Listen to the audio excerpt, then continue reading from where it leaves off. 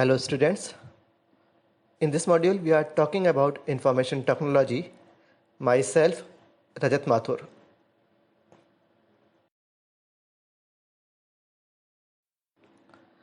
Our syllabus is divided in two parts. Part A, employability skills, and Part B, vocational skills. Here I am taking Part A, employability skills. In that we are talking about Unit 1, communication skills.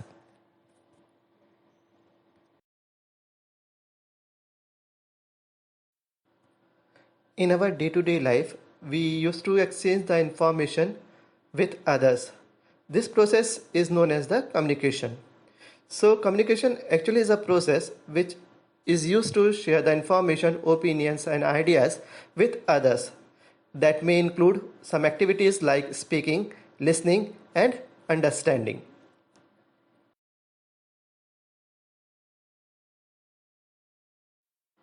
There are different ways by which we can communicate with others.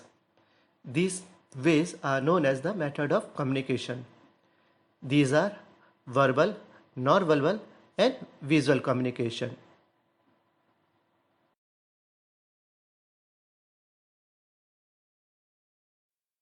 In verbal communication, we use languages. Languages are the combination of words with grammar. Different languages which we are using these days are Hindi, English, Punjabi, Marathi, etc. Further, we can categorize the verbal communication as oral communication and written communication. In oral communication, we are speaking words, while in written communication, we are writing text that can be read by others, and that is more authentic method of communication.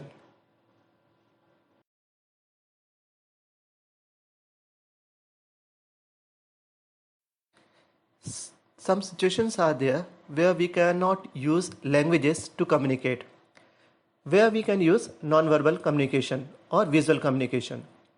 Non-verbal communication uses body movements, gestures, facial expressions, symbol, images, charts, etc. While in visual communication, we can use sign, graphics, design, films, map, posters to communicate with others.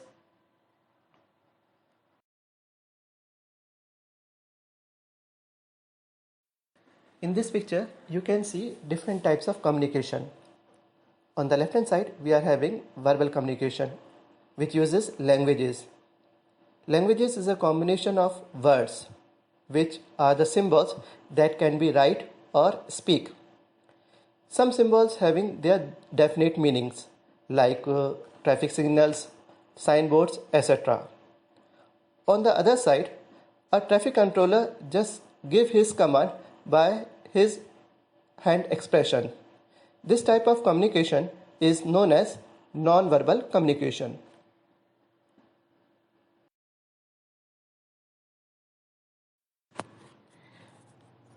For making effective communication, we have to keep certain points in mind. The language which we are using to communicate is simple and easily understandable.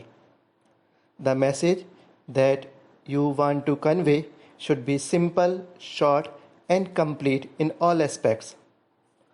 We should not give wrong or false information. It should always correct and authentic.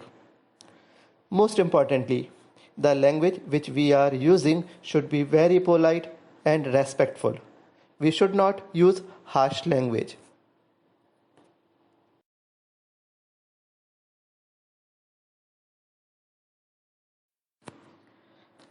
In communication process, various elements are involved. These are sender. Sender is a person who is having information or query which he wants to share with others. Message, the information which sender wants to communicate. Coding, the way in which a message has formed or created, like written, spoken, etc. Channel. Channel is a medium with the help of that message has to be transferred. Receiver. A person who received the message is known as receiver. After receiving the message, receiver should understand it.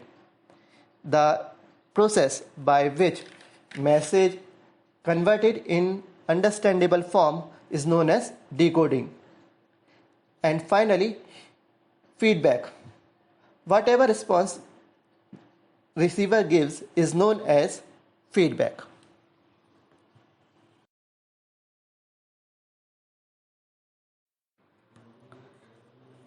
This picture illustrating us different elements of communication cycle. Here, two friends are communicating with each other.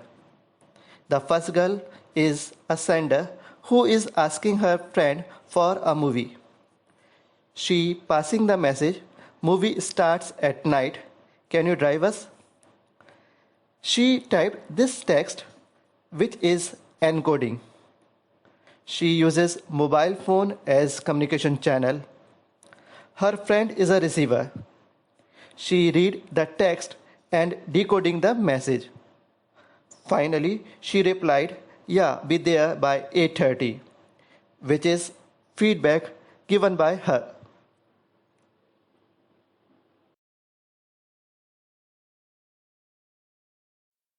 Sometimes the message is not conveyed properly due to some reasons or obstacles that may occur due to some problems associated with sender, receiver, or medium.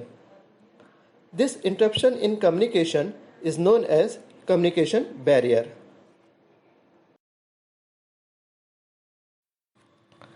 Communication barrier interrupt smooth transferring of information. It may be due to different causes. They can be categorized as formation of message, internal barriers, and external barrier.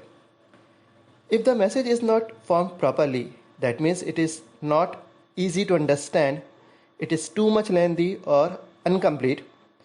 These examples are considered as communication barrier caused by formation of message. If a sender or receiver having disabilities related to speaking or listening is considered as internal barrier. Sometimes while communicating, the environment is not proper. For example, it is difficult to listen others inside a noisy factory. Some physical disturbances are also there. For example, equipments like phone, loudspeaker are not working properly. This is a type of external barriers.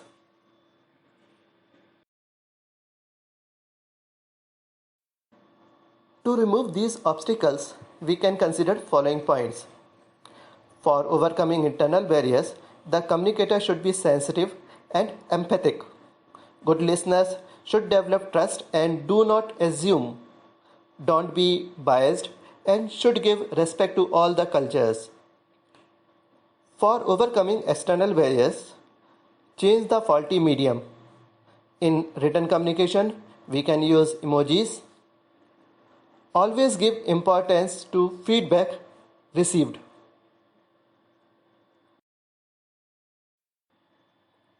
Seven C's principle can be used for effective communication.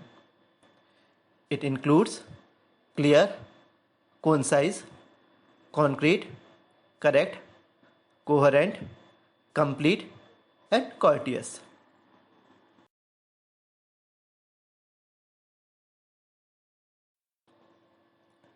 For effective communication, we should always follow the 7 C's principle. That means the message you want to share with others should be very simple and clear. It should not be unnecessarily long. The information you passing should be authentic, logical, and related to the topic. It should convey full information with respect and politeness.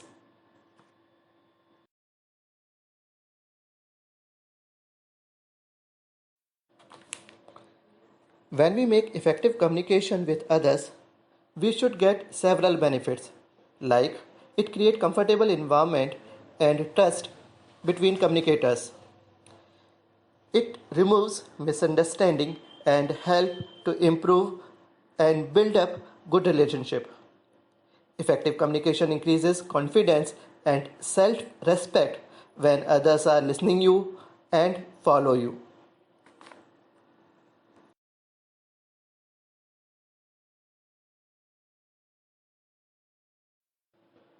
Now I am winding up my lesson.